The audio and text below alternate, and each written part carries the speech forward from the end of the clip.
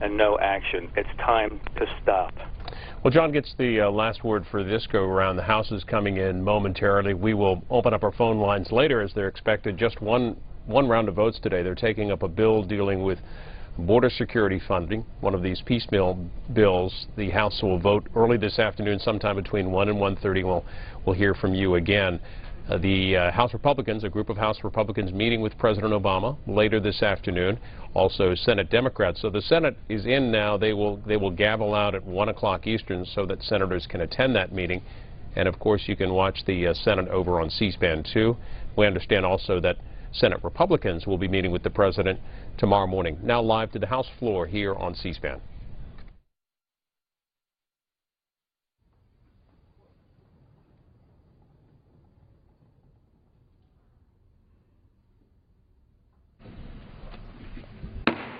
The House will be in order. The prayer will be offered today by our guest chaplain, Reverend Guillermo Maldonado, King Jesus International Ministry, Miami, Florida. Our Father in heaven, we come together in this house of the Congress to exalt your holy name, thanking you for the rights and freedom you have given us. We ask you for your wisdom to come upon each member of Congress as they come together in the business of establishing righteous laws. We pray, Lord, that your kingdom come, that your will be done in this place as it is in heaven. Only by your Holy Spirit can be there real unity, real reconciliation, real solutions to the present issues that come through this house. Lord, your kingdom is righteousness, peace, and joy. May your righteousness prevail. May your peace cover each member of the Congress. Given wisdom, may your joy be heard throughout the land, and may you bless the United States of America. In Jesus' name, amen. The chair has examined the journal of the last day's proceedings and announces to the House his approval thereof. Pursuant to Clause 1 of Rule 1, the journal stands approved. The Pledge of Allegiance today will be led by the gentleman from Michigan, Mr. Kildee.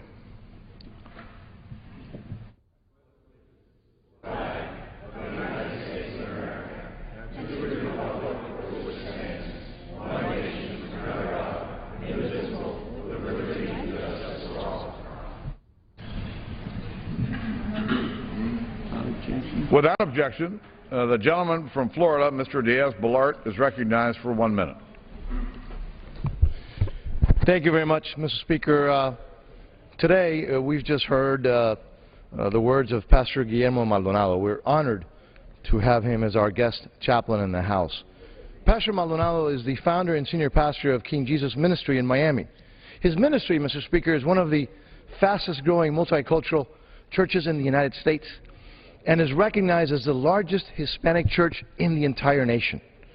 Pastor Maldonado, by the way, along with his family, has demonstrated unsurpassed leadership, dedication, not only to his local ministry, but to the communities and ministries across the nation. He and his lovely wife, Ana, are dear friends of mine and my family who I trust and I greatly admire. So again, we are truly blessed to have the benefit from his spiritual wisdom and his guidance. With that, Mr. Speaker, I yield back. The chair will entertain 15 further requests for 1-minute speeches on each side of the aisle. Who's first? For what purpose does the gentlelady from North Carolina seek recognition? I request unanimous consent to address the House for 1 minute, Mr. Speaker. Without objection. Mr. Speaker, in 2006, then-Senator Barack Obama decried a proposed debt ceiling increase as, quote, a sign of leadership failure, end quote, and then voted against raising the debt limit. 2 years later, candidate Obama referred to the $4 trillion debt accrued by his predecessor as irresponsible and unpatriotic. $6.1 trillion, and 4.5 years later, he's demanding that Congress raise the debt ceiling without so much as a conversation as to what we can do to get control of spending and leave less debt to our kids and grandkids. This seems less than responsible to me. To have any hope of solving the challenges before us, leaders have to be willing to work together. So let's defend our credit rating by getting control over our bills and strengthening our fiscal foundation. Whether the challenge is ending the shutdown or confronting our debt, divided government demands bipartisan solutions, and finding bipartisan agreement starts by sitting down to talk. I yield back. Gentlelady's time expired. For what purpose does the gentleman from Michigan seek recognition? Unanimous consent to address the House for 1 minute. Without objection, the gentleman is recognized for 1 minute.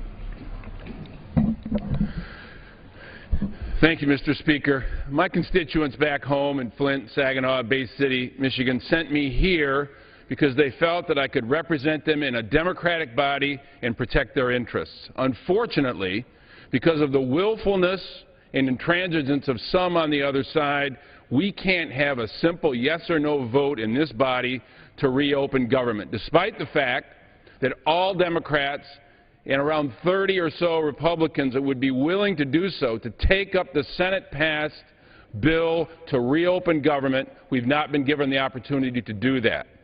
What very few know, and I assume some on the other side may not even realize, is that the rule that was adopted here on October 1st takes away a long-standing privilege of members of the House to call up a Senate bill in the event of a dispute between House and Senate versions of the same legislation.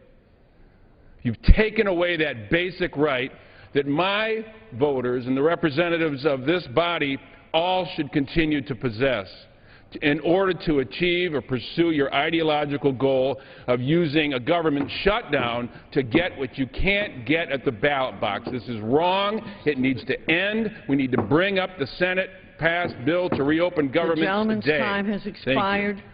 Members are reminded to address their comments to the chair. For what purpose does the gentleman from North Carolina seek recognition? Seek unanimous consent to address the House for 1 minute and revise and extend my remarks. Without objection, the gentleman is recognized for 1 minute. Madam Speaker, online enrollment for Obamacare has been open for just 10 days, and healthcare.gov has already proved to be an unmitigated disaster. Madam Speaker, the launch of Obamacare's website was originally slated to cost the American taxpayers $93 million. It is now reported to have cost over $634 million. And with so many problems and failures, will undoubtedly cost even more. Already, it's been taken offline to try to fix the glitches. What's worse is the administration hasn't been able to give a clear picture of what this $634 million has gotten us. The number of people who have actually been able to enroll is completely unclear. Madam Speaker, the website has been a failure thus far and a complete waste of taxpayer dollars. President Obama insisted on a mandate but didn't figure out the details of how it would actually work. I yield back. The gentleman yields back. For what purpose does the gentleman from California seek recognition? I request unanimous consent to address the House for 1 minute to revise and extend my remarks. Without objection, the gentleman is recognized for 1 minute. Thank you, Madam Speaker. Madam Speaker, I rise today in memory of First Lieutenant Jennifer Moreno, who died on October 6, 2013 in Kandahar Province, Afghanistan. Lieutenant Moreno died of injuries sustained when an improvised explosive device detonated near her dismounted patrol. Lieutenant Moreno was a member of the cultural support team supporting a joint special operations task force for the U.S. Army Special Operations Command. Born and raised in San Diego, Lieutenant Moreno graduated from San Diego High School and went on to receive a bachelor's degree in nursing from the University of San Francisco. She was commissioned in the United States Army as a Nurse Corps officer, where she served as a clinical staff nurse on a medical surgical unit. The commander of the Ranger Battalion, Lieutenant Colonel Patrick Ellis, said, quote, "She was a talented member of our team who lost her life while serving her country in one of the most dangerous environments in the world. Her bravery and self-sacrifice were in keeping with the highest traditions of the 75th Ranger Regiment," end of quote. Her awards and decorations are numerous, including being awarded the Bronze Star posthumously. Madam Speaker, I know we all extend our deepest condolences to her family and friends who have suffered this tragic loss. Her loved ones will continue to be in our thoughts and prayers. I yield back the balance of my time. Thank you, Madam Speaker. For what purpose does the gentleman from Nevada seek recognition? House for 1 minute, revise and extend. Without objection, the gentleman is recognized for 1 minute. Thank you, Mr. Speaker. I come to the floor today to recognize and wish a happy birthday to World War II veteran and Las Vegas Distinguished Flying Cross Chapter Chairman Jack Mates, who will celebrate his 90th birthday on October 14th. Mr. Mates served in the United States Army Air Force during World War II and was a B-17 squadron leader based out of Italy. He was awarded the Distinguished Flying Cross for extraordinary achievement while participating in aerial flight against the enemy in the Mediterranean Theater of Operations. According to his award citation, Lieutenant Mates consistently displayed outstanding courage, aggressiveness, and intensive devotion to duty throughout all engagements. With his aircraft frequently severely damaged by heavy enemy fire, Lieutenant Mates courageously remained at his station, battling his way through to his targets to aid materially in the utter destruction of vitally important enemy installations and supplies. After his honorable discharge, Jack Mates worked closely with his father, learning the marketing business, and in 1959 was part of the group responsible for the introduction of Velcro to consumers across the United States. He later became President and Chief Executive Officer of Velcro USA in 1980, upholding his central role while helping expand the brand until his retirement in 1986. Mr. Mates helped found the Distinguished Flying Cross Society in 1996 in order to preserve the history and tradition of military aerial heroism. Since that time, he has remained an active participant in the DFC Society activities and served as Las Vegas chapter chairman. According to friends and family, Jack truly lived the American dream and embodies the reasons we refer to his generation as our greatest. It is with great pleasure that I join Lieutenant Jack Mates' family and friends in wishing him a very happy 90th birthday, and I yield back the balance of my time. Gentleman's time has expired. For what purpose does the gentleman from California seek recognition? The gentlelady from Texas seek recognition. Without objection.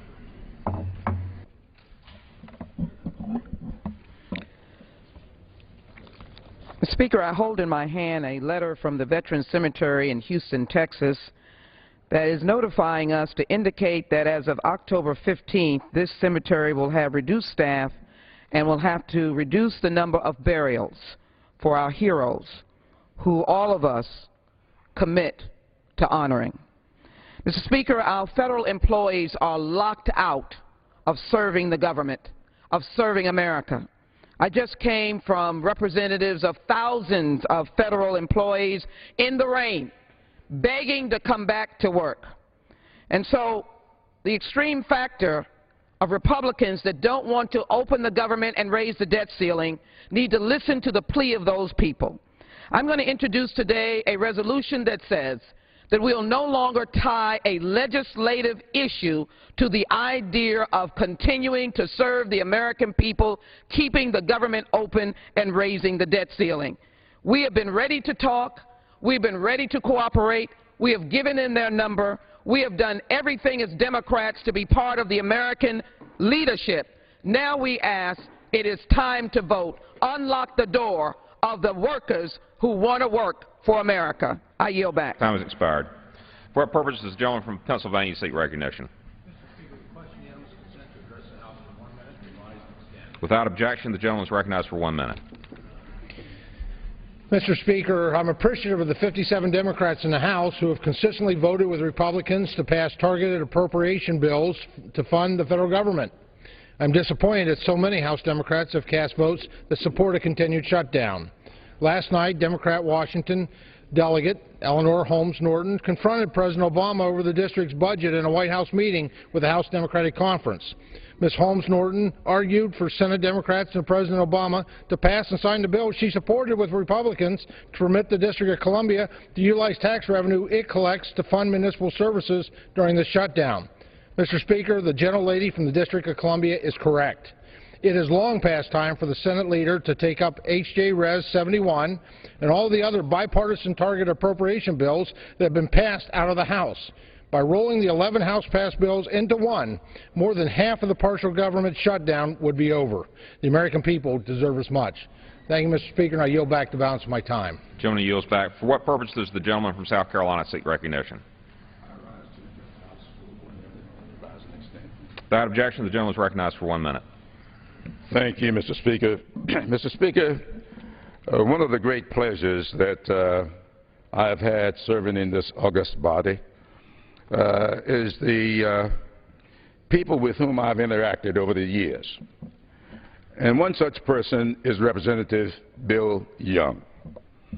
Now, I know that we have a lot of issues to be discussing, and I will be discussing them. But I wanted to take time out today to say how much I appreciate serving with a gentleman who I have gotten to know, love, and respect. He has been in this body for over 42 years, and I've spent my better than 20 years mostly serving on the Appropriations Committee.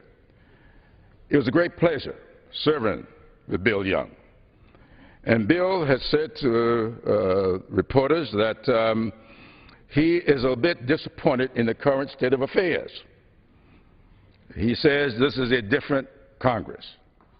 He's right. It's going to be even more so without his great service. And I yield back. Gentleman's time has expired. For what purpose does the gentleman from Florida seek recognition? Address the House for 1 minute, revise and extend my comments. Without objection, the gentleman is recognized for 1 minute. Thank you, Mr. Speaker. Most people are shocked to learn that the House and the Senate have already agreed on a level of funding. There are only two issues from stopping the shutdown from stopping right now. Number one, make Congress and the White House obey the same Obamacare laws as everybody else. And number two, the President gave big business 1 year off. We want families to have an opportunity for 1 year off.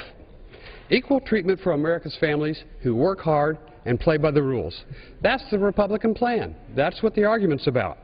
To give special benefits only to big corporations and special interests is not fair, it's not right, and it's not good for the United States of America. Thank you, Mr. Speaker. I yield back.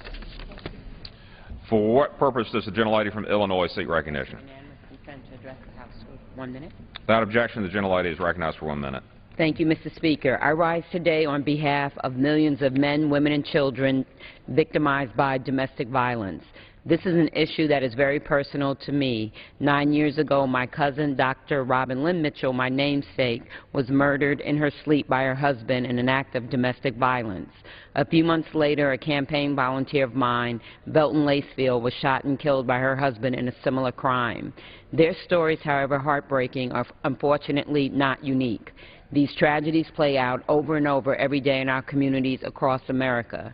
The National Network to End Domestic Violence estimates that 3 women are killed each day as a result of domestic violence. It touches just about every home, no matter your zip code or your income bracket. Nearly 3/4 of Americans know a victim of domestic violence, but that's just the human toll. Domestic violence also costs the U.S. economy over $8 billion annually in emergency room visits, mental health services, and lost productivity. So as we observe Domestic Violence Awareness Month, let's commit ourselves to working to put an end to these tragedies for Robin, for Belton, for all of us. I yield back. Gentlelady's time has expired. For what purpose does the gentleman from California seek recognition? Ask unanimous consent to address the House for 1 minute. Without objection, the gentleman is recognized for 1 minute. Mr. Speaker, on September 30th, after 2 previous attempts to keep the government fully funded, House Republicans adopted a measure that fully funded the government, fully funded Obamacare, but simply delayed the individual mandate for a year. Now, this proposal was summarily rejected by House and Senate Democrats, and the government shut down. Now, I can understand why they might take that position. They actually thought the exchanges would work. But they haven't worked. They have been a complete and unmitigated disaster. And after more than 3 years and $600 million of development costs, they are far, far from being ready. So with this new experience, what is so unreasonable about delaying the mandate for a year while these problems are addressed? This should be a win-win for everyone. Reopen the government and give the Democrats' signature program 1 year's reprieve from complete collapse. That's what Republicans offered on September 30th, and that offer still stands. Yield back. Gentleman's time has expired. For what purpose does the gentleman from Texas seek recognition? Question asked consent to address the House, Mr. Speaker, and revise and expend my remarks. Without objection, the gentleman is recognized for 1 minute. Mr. Speaker, I asked the House, I'd like to associate myself with the remarks of my colleague and classmate from South Carolina on how we'll miss Chairman Young. He has been a great statesman in serving our House. But today I'm here to talk about, here we are 10 days in the Republican shutdown of the government services. Every week the shutdown continues, cuts 0.3% of our gross domestic product, and the stock market has dropped 900 points in the last 2 weeks. Now they want to hold the full faith and credit of our country hostage. This is how it's hurting our Houston area economy. Over 3,100 NASA employees at Johnson Space Center in Houston have been furloughed as a result of the House majority's refusal to keep the government open. The Small Business Administration has closed its Houston office and is unable to issue grants and loans and service to small business owners.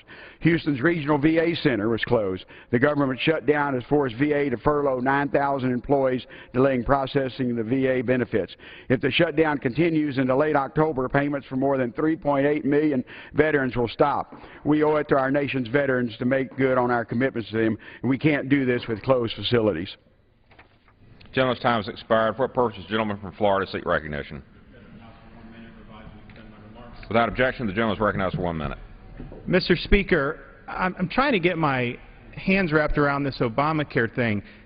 The policy is the IRS is going to tax Americans unless they purchase a government-sanctioned product, which they may not want, off a government-run website, which costs $634 million to create and does not work.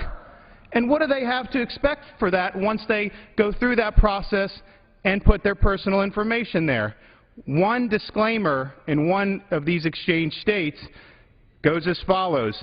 Any or all uses of this system and all files on the system may be intercepted, monitored, recorded, copied, audited, inspected, and disclosed to authorized state government and law enforcement personnel, as well as authorized officials of other agencies, both domestic and foreign. Mr. Speaker, no thank you. Gentleman's time has expired. For what purpose does the gentleman from Wisconsin seek recognition? Without objection, the gentleman is recognized for 1 minute. Thank you, Mr. Speaker. Last night I spoke with a woman in Madison, a federal employee who works as an air traffic controller and helps ensure the safety of thousands every day. And she asked me, why should she be working when she doesn't even know if or when she'll get paid? And I didn't have a reasonable answer for her. I received a letter from a woman in Baraboo who relies on federal contracts to run her small business. She asked me how she's going to be able to make payroll this month if the government doesn't pay its bills. And I didn't have a reasonable answer for her. I don't have a reasonable answer for why the Wisconsin National Guard can't conduct its trainings, why local small businesses can't grow their business and have loans to the Small Business Administration, and why 113,000 infants, children, and pregnant women can't receive nutrition assistance from the WIC program. Mr. Speaker, it's time the GOP House leadership starts acting like responsible representatives. Let's reopen government, let's prevent our country from defaulting, and then let's sit down and negotiate our budget as Democrats have been requesting for the last 6 months. It's time to do our jobs. Gentleman's time has expired. For what purpose does the gentleman from Arkansas seek recognition? Unanimous consent to address the House for 1 minute. Without objection, the gentleman is recognized for 1 minute. Thank you, Mr. Speaker. I rise today just to ask this simple question to my colleagues here in the House and to our counterparts in the Senate, and that is simply this. Does it make sense for us to speed ahead with $1.3 trillion in new entitlement spending when our country is in the middle of a debt crisis and Medicare and Social Security are on the brink of bankruptcy? If the answer is yes, then you can go home and explain that to your constituents. If the answer is no, maybe we could explain why we're doing it. With that, I yield back. For what purpose does the gentleman from Delaware seek recognition? Pennsylvania, Mr. Speaker. What purpose does the gentleman from Pennsylvania seek recognition? I request unanimous consent to address the House for 1 minute and to revise and extend my remarks. Without objection, the gentleman is recognized for 1 minute. Thank you, Mr. Speaker. Yesterday, I received this letter from Lori Sywensky. She wrote, as a commissioner of the Northampton County, Pennsylvania Housing Authority, I wanted to make you aware that the county's housing authority issued layoff notices today to over half of its staff members because of financial uncertainty created by the government shutdown.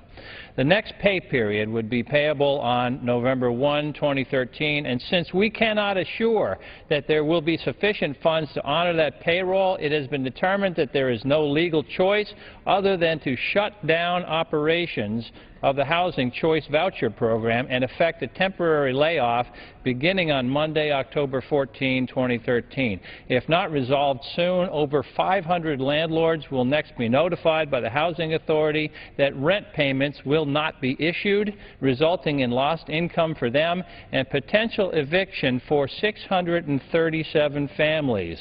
That's what she wrote. Mr. Speaker, isn't it time we stopped hurting the people we came here to help? I yield back. For what purpose does the gentlelady from North Carolina seek recognition?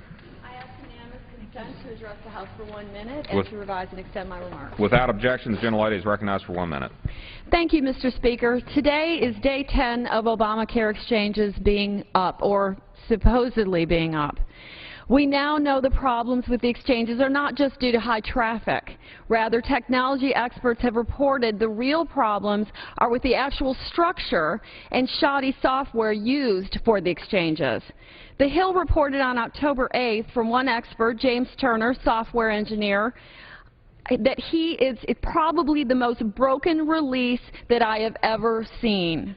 I'm hearing firsthand from the frustrations from my constituents. One constituent said, the program freezes up when I try to enter your tax filing status. You can't get past it. Same thing happens when I try to apply over the phone. I've called every day since October 1st, all different times of the day, and have gotten nothing but runaround. One excuse after the other that their system is down. I've called during peak time, I've called during off-peak time, but apparently there are no on-peak hours. If I can't get qualified for a subsidy before January 1st, we will have to let our insurance lapse. With that, Mr. Speaker, I say this is a defective exchange, and it's only part of the problem. I yield back the remainder of my time. For what purpose does the gentleman from Arizona seek recognition? To address the House, unanimous consent to address the House for 1 minute. Without objection, the gentleman is recognized for 1 minute.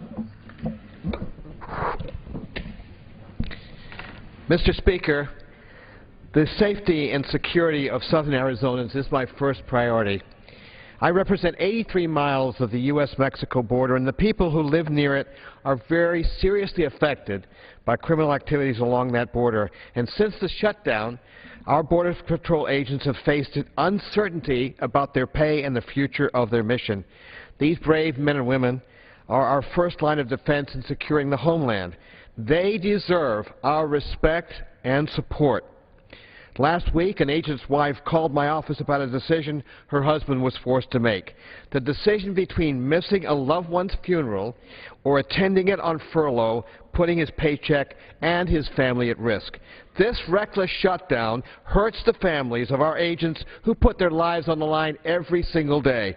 This is wrong, Mr. Speaker, and we must end this irresponsible shutdown now and restore certainty to the Border Patrol for the safety and security of Southern Arizonans and our entire country. Mr. Speaker, I yield back. Gentleman's time has expired. For what purpose does the gentleman from Michigan seek recognition? Unanimous consent to address the House for 1 minute. Without objection, the gentleman is recognized for 1 minute. Mr. Speaker, as we all are well aware, a lot of emotion is in this chamber and in this body at this time, and maybe that's the way it should be. We remember back to the first Constitutional Convention that it almost shut down as well until Benjamin Franklin stood up and said we need to go to prayer, asking for the wisdom of the Almighty. Maybe that's what we need as well. But, Mr. Speaker, above your rostrum, there are words etched in the stone from Daniel Webster, who said, let us develop the resources of our land, call forth its powers, build up its institutions, promote all its great interests, and see whether we also, in our day, may be able to perform something worthy to be remembered. Mr. Speaker, that's what we need to be doing. And so as today, thankfully, the President and leadership in the House will be meeting in negotiations, I call for our citizens as well as us to be in prayer asking for wisdom for the President, for our leaders to come to a conclusion that will move this country forward, and I yield back. Gentleman yields back. For what purpose does the gentleman from Illinois seek recognition? I ask unanimous consent to address the House for 1 minute and to revise and extend my remarks. Without objection, so ordered. Thank you, Mr. Speaker. My wife had a call last night from one of her best friends. She was angry and disappointed, frightened. Her husband is a civilian worker at Scott Air Force Base. His paycheck was 1/2 what it usually is. Their son is a community college student who just got laid off. Their daughter is disabled. They are my voters. They are my friends. What do I tell them? What do I tell the veterans whose disability claims aren't being processed? What do I tell the laid-off prison guards in Southern Illinois who will lose their food stamps? What do I tell the retired mine workers who've lost their pensions in bankruptcy and now have to worry about their Social Security checks? I can't tell them to call their congressman. They already have. I tell them, call 202-225-6205 and tell the Speaker to put America and its government back to work. Mr. Speaker, I yield. Time expired. For what purpose does the gentleman from South Carolina rise? Without objection, the gentleman is recognized for 1 minute. Mr. President, can we talk? I'm pleased to hear that President Obama, 9 days into a government shutdown, is finally willing to talk with a contingent of House Republicans at the White House this afternoon. After all, there's plenty to discuss. Everybody in this room, Democrat or Republican, knows that too many of our youth are underemployed or unemployed. Mr. President, our youth want to work. Everybody in this room knows that we need tax reform to make our businesses competitive in the world and bring American jobs back to America. Everybody in this room knows that Social Security and Medicare are on a pathway to insolvency and have to be shored up so that we can make our promises good to our seniors. Thank you, Mr. President, at long last for sitting down to talk. Maybe if we could spend more time talking and less time posturing, we might be able to deal with some of these very significant problems. Let's all pray that these talks are fruitful and improve the lives of all Americans. Thank you, Mr. Speaker. I yield back. Gentleman's time has expired. Members are reminded to address their remarks to the chair, not in any second-person conversation. For what purpose does the gentlewoman from New York seek recognition? I ask unanimous consent to address the House for 1 minute and to revise and extend. Without objection, the gentlewoman is recognized for 1 minute. Across the country, Americans are asking a simple question: when will their government open? Every day, more Americans are denied services they need. Children who rely on Head Start are being turned away. New mothers and their infants are being denied nutritional assistance from WIC. Small businesses are losing demand for their services or are having trouble accessing loans guaranteed by the Small Business Administration, costing jobs we cannot afford to lose at a time when our economy continues to struggle. While this is happening, what have our colleagues done on the other side of the aisle? They waste precious time with incremental bills that have no chance of enactment. That is not responsible governing. It is an excuse to put out a press release. The American people do not want more press releases. They want action. Every day that the government stays closed is a lost opportunity for our economy and our communities. Let's vote and keep this government open. For what purpose the gentleman from North Carolina seek recognition? Consent to address the House 1 minute, revise and extend my remarks. Without objection, so ordered. Mr. Speaker, in honor of Throwback Thursday, I'd like to read to my colleagues the words of then Senator Barack Obama during the debate on March 16, 2006, about raising the debt limit. Speaking for Mr. Obama, the fact that we are here today to debate raising America's debt limit is a sign of leadership failure. It is a sign that the U.S. government can't pay its own bills. It is a sign that we now depend on ongoing financial assistance from foreign countries to finance our government's reckless fiscal policies. Increasing America's debt weakens us domestically and internationally. Leadership means that the buck stops here. Instead, Washington is shifting the burden of bad choices today onto the backs of our children and our grandchildren. America has a debt problem and a failure of leadership. Americans deserve better. I therefore intend to oppose the effort to increase America's debt limit. That is spoken by Senator Barack Obama, March 16, 2006. Mr. Speaker, we have a $17 trillion debt today under the leadership of President Obama. I would say today is the day to come together as reasonable people to resolve this crisis. For what purpose does the gentleman from Texas rise? Ask unanimous consent to address the House for 1 minute. Without objection, he is recognized for 1 minute. Mr. Speaker, the government shutdown continues to harm the community I represent and the more than 43,000 federal employees in El Paso who have dedicated their careers to public service. The Federal District Court in El Paso is one of the busiest in the country. It handles a large volume of immigration and drug cases, among many others. I recently heard from Maureen Franco, a federal public defender, regarding the shutdown's impact in El Paso. In the U.S. Attorney's Office there, the prosecutors and public defenders are working but not getting paid. In addition, their staffs have been furloughed. The result? Prosecutors brought only 35 cases on Monday. On Tuesday and Wednesday, only 9 people were brought into court. The average when our government works is 55 a day. The same number of people are being arrested, but the shutdown means we are not prosecuting them in a timely manner. It is likely that these individuals are remaining in detention at taxpayer expense, costing us more than if the government was opened. Justice is not being served, nor are the American people. Mr. Speaker, it is time to end the shutdown. Please allow an up or down vote. It will pass this House on a bipartisan basis. It will be signed into law by the President. We can reopen government today. Gentleman's time has expired. For what purpose does the gentlewoman from South Dakota rise? Mr. Speaker, I ask unanimous consent to address the House for 1 minute, revised and extended. Without objection, the gentlewoman is recognized for 1 minute. Mr. Speaker, for 2.5 years I've come to this House floor and talked about the importance of a farm bill, about the need to have a farm bill for our national security interests, that our producers in this country make sure that the people that live in this country have the opportunity to partake in an affordable and a safe food supply, not relying on another country to feed us. Then they truly would control us.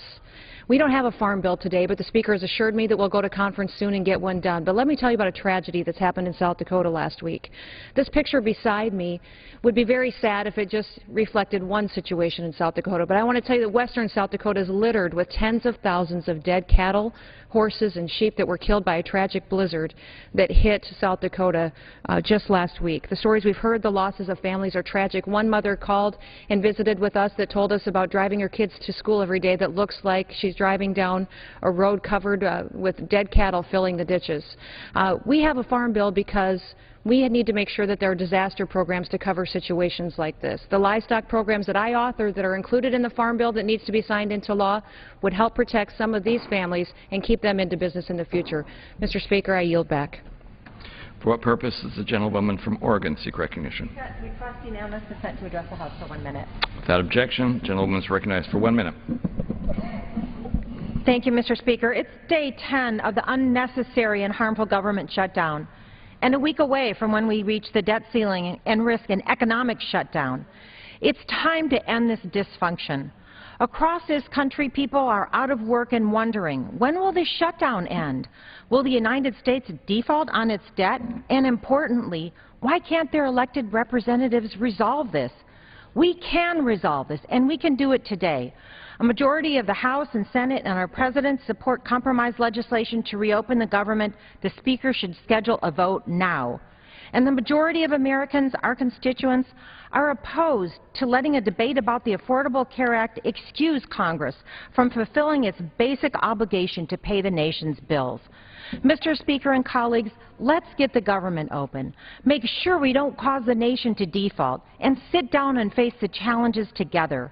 We have work to do to build the economy and to begin to rebuild and restore our nation's confidence in this United States House of Representatives. Thank you, Mr. Speaker, and I yield back. For what purpose does the gentlewoman from Tennessee seek recognition? Address the House for 1 minute, revise and extend my remarks. Without objection, the gentlewoman is recognized for 1 minute.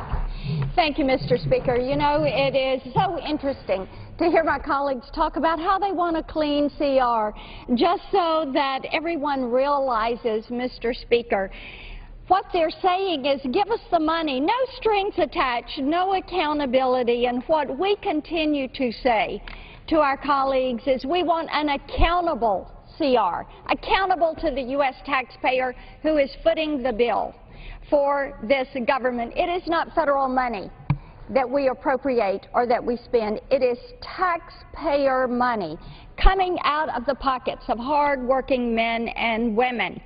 And as I read emails from my district in Tennessee, what I hear repeatedly is, number one, we cannot afford the $17 trillion in debt. It really scares us. It frightens us for the future of our children and grandchildren.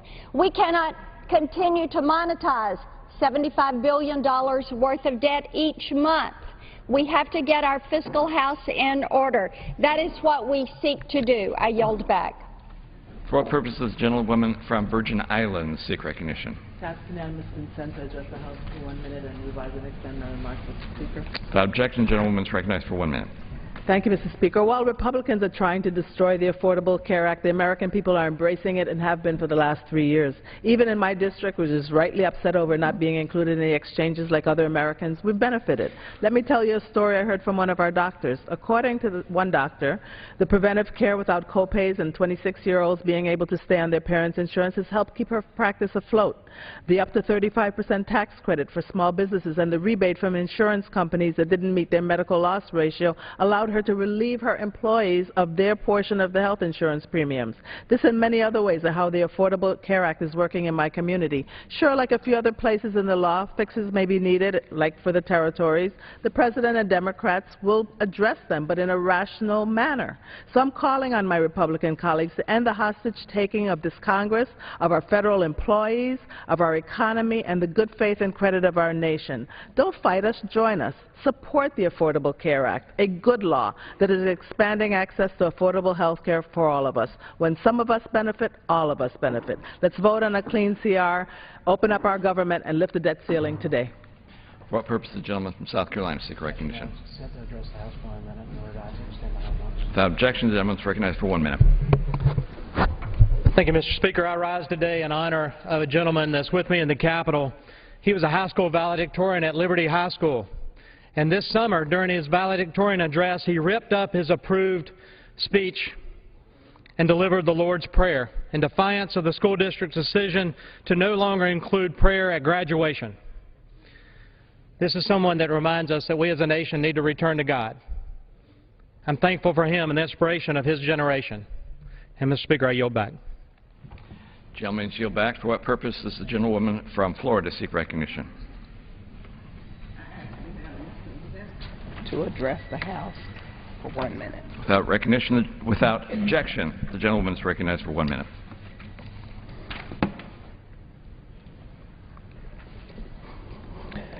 Mr. Speaker, it's now been more than 1,000 days since I arrived in Congress, and Republican leaders have still not allowed a single vote on serious legislation to address our unemployment crisis.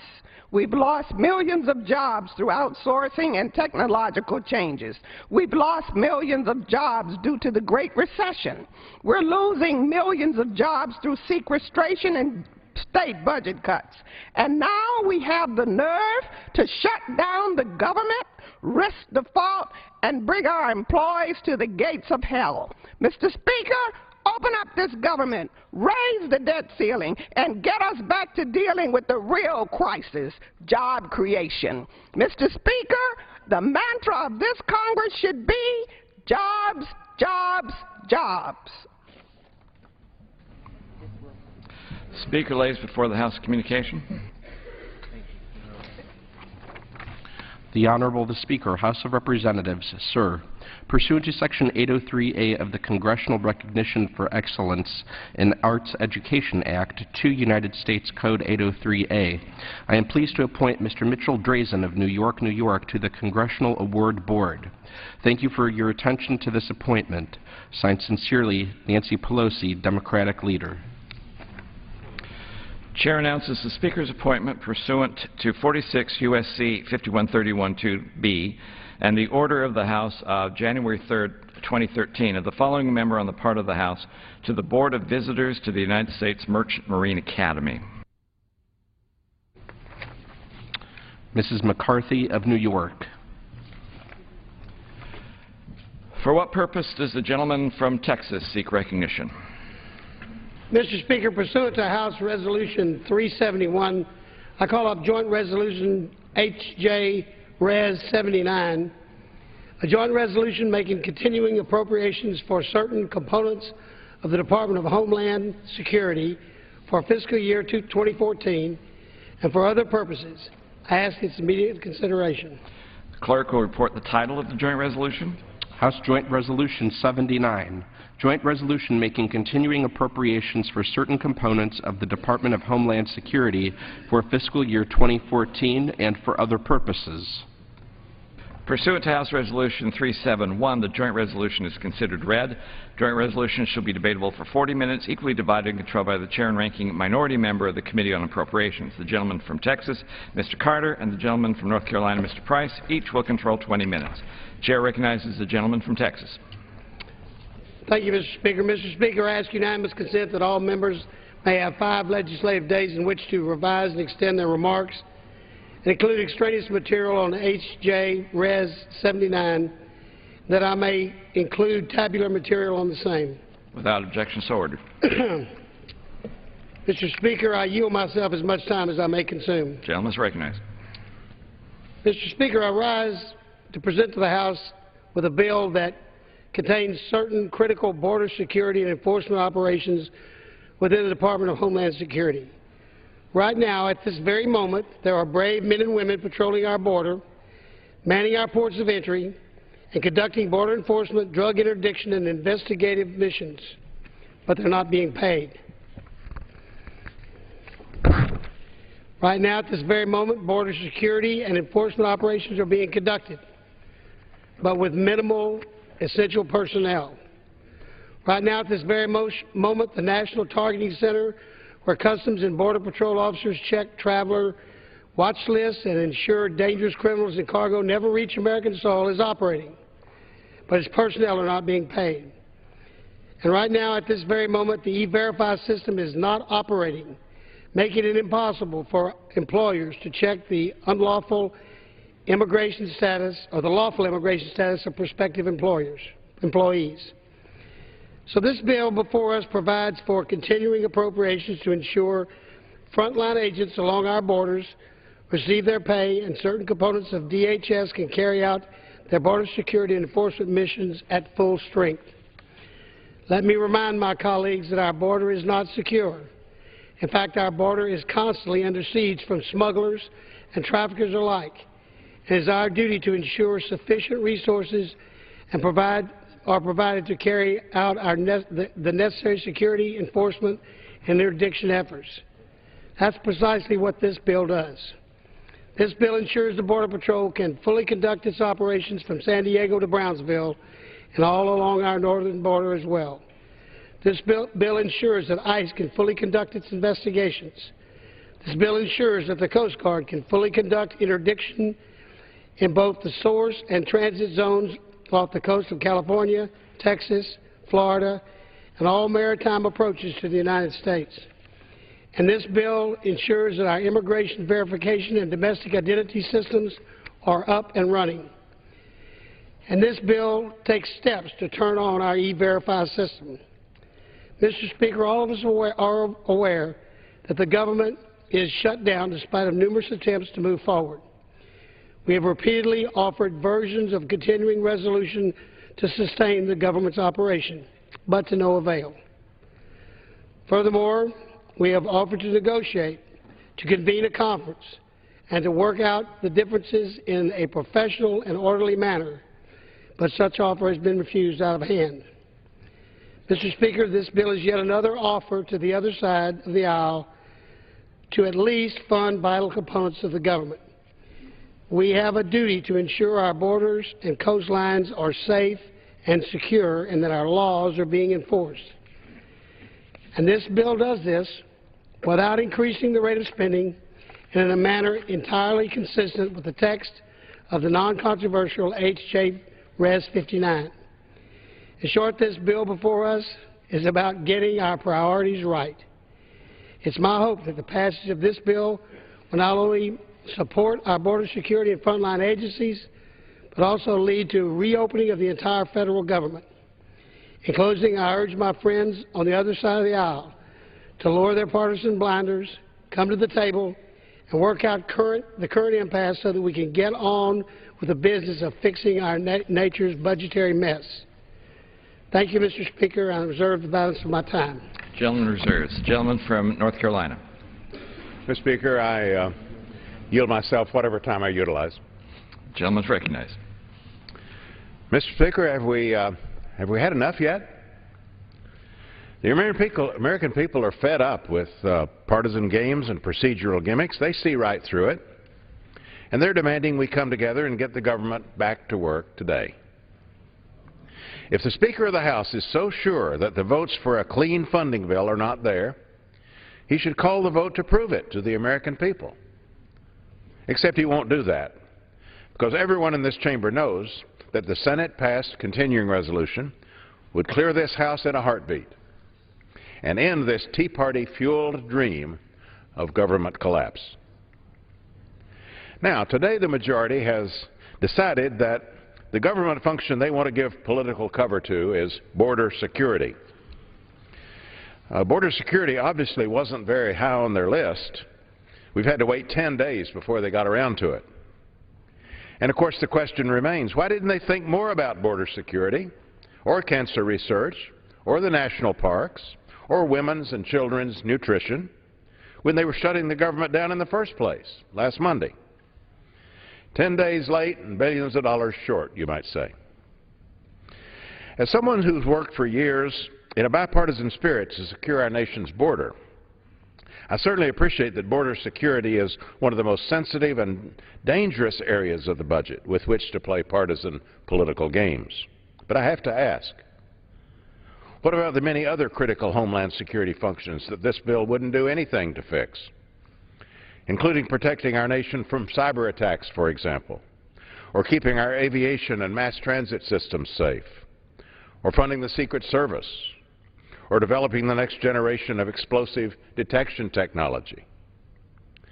We cannot continue to pick winners and losers by providing temporary funding for government services, operations, and personnel. This piecemeal approach to governing is failing our constituents and failing our economy. The only solution is to reopen the entire federal government by calling up the clean funding bill passed by the Senate.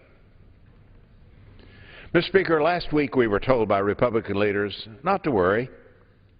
Furloughed employees should stand by, they said, while the House votes to open the government one news cycle at a time. Well, the American people's livelihoods can't wait for another news cycle. We're tired of waiting. We're tired of this charade. Let's dispense with this political theater. Let's get back to our basic job description. Keep the government open. Pay the country's bills, and negotiate a comprehensive budget plan that lifts sequestration, revives our economy, and secures our fiscal future. The first step is a clean continuing resolution. Let's do that today. With that, I reserve the balance of my time. Gentleman reserves. Gentleman from Texas is recognized. Mr. Speaker, I'd like to now yield as much time as he may consume to Chairman Rogers, the Chairman of the Appropriations Committee. Gentleman from Kentucky is recognized. Thank you, Mr. Chairman, for yielding, and I rise in support of his bill. Mr. Speaker, this is around the 15th time that we're trying to engage the other body in conversation about how we can reopen the government. They just simply refuse to talk about anything. We've sent over CRs, we've sent over amendments, we've sent over bills. We've now, this is the 11th of the many appropriations bills, CRs, at sequester level, that we are going to send to the Senate, and they just simply refuse to talk. I've never seen such a show of negligence in attendance to public duties. Normally, the time-honored tradition in the Congress since the founding of this great country, when the House passes a measure and the Senate passes a measure and they differ, we appoint conferees. Senate picks out some members, House picks out some members. We send them off to the back room to work out the differences and bring the bills back. That's the way it's operated for all these years. And yet the Senate just simply refuses to talk anything about how to reopen the government. Now, this bill will help protect our homeland from terrorists, drug traffickers, smugglers, other criminals, and facilitates legal immigration and ongoing investigations. Right now, our frontline operations are operating at a bare minimum. The men and women who are at work to protect our borders and our ports of entry are working without pay. And employers cannot guarantee the lawful immigration status of their prospective employees. To reinstate these critical functions, H.J.Res. 79 provides funding for border security efforts at the current annual rate of $18.8 billion. This includes funding for Customs and Border Patrol, Immigration and Customs Enforcement, Coast Guard, Citizenship and Immigration Services, and the Office of Biometric Identity Management. These are functions of the federal government that are critical to our safety and well-being. They should not have to suffer the effects of this shutdown. But if we pass this bill today, and if the Senate passes it, and the President signs it into law, it will stop any further adverse effects from befalling our border security while we work toward reopening the entire federal government. Piece by piece, the Republican House has been working toward reopening the government over the past week. And we've done this all with no help, no input from the Senate. The only thing we've heard from the Senate is a resounding no. No to working with us on a task force or a committee to reopen the federal government. No to talking with us about our concerns over the multitude of fiscal crises we face. And despite this, the House has passed 15 bills funding the government over the past week on top of the continuing resolutions we put forward prior to the end of the fiscal year and the regular appropriations bills the House passed. Imagine what we could do if the Senate would come to the table and work with us. We could solve the problem. There's no question about it. We are never going to be able to get out of this mess if we don't come together, have a real adult conversation, listen to each other earnestly, and negotiate in good faith. This crisis can't be solved by one party alone or one body of the Congress alone. This bill is an effort to keep the ball moving toward our goal of ending the entire government shutdown. The Senate has asked for a clean CR to achieve that end. The funding in this bill is clean and in line with the spending from the last fiscal year. It's essentially what I put forward in my initial clean CR. So I hope that, with that in mind, the House and the Senate will pass this bill in short order. I yield back. Gentleman yields back. Gentleman from North Carolina. Mr. Speaker, I'd like to yield 1 minute to the ranking member of the Border and Maritime Security Subcommittee of the Homeland Security Authorizing Committee, Ms. Jackson Lee from Texas. Gentlewoman from Texas is recognized for 1 minute. Let me thank the distinguished ranking member. Let me thank the chairman of this committee. And let me ask again for the hardworking employees of the federal government and the hardworking employees of the Department of Homeland Security to stop being locked out. As my ranking member indicated, I'm the ranking member on the Border Security and Maritime Security Committee. And this piecemeal approach does not comprehensively address the question of the needs of Homeland Security. Frankly, I am in support of the work of Customs and Border Protection, Immigration and Customs Enforcement, and Immigration Services and Coast Guard. You'll find probably no greater supporter on these issues. But we need to be able to pass legislation such as H.R. 1417 comprehensively to address all of the border aspects of this nation. This is a gamble. This is throwing the dice. This is seeing whether or not we can get this piece and that piece. But it doesn't comprehensively deal with the entrance and exit. It doesn't comprehensively deal with comprehensive immigration reform. My message is to have a clean CR, open the government, and protect our Homeland Security employees and protect the homeland. I yield back. Gentleman from Texas. Gentleman from Texas is recognized. Mr. Speaker, this time I'll yield 2 minutes to Chairman Mike McCall, Chairman of the Authorizing Committee for Homeland Security. The other gentleman from Texas is recognized for 2 minutes. Thank you, Mr. Speaker, and I want to thank my colleague, good friend from Texas, the chairman, who knows the border perhaps better than any other member in this body. We're all here, Mr. Speaker, to try and work through our differences over government funding. I hope that no one in this chamber truly believes that we should play politics with the security of our borders, our last line of defense. Yet right now, as we debate this important funding bill, our agents at the Department of Homeland Security, the Border Patrol, CBP, and ICE are not fully funded, which diminishes their ability to secure our nation's borders and puts American security and lives at risk. What kind of message would it send to our constituents all over this great country if we threw up our hands and said that providing for the common defense under the Constitution is no longer a priority?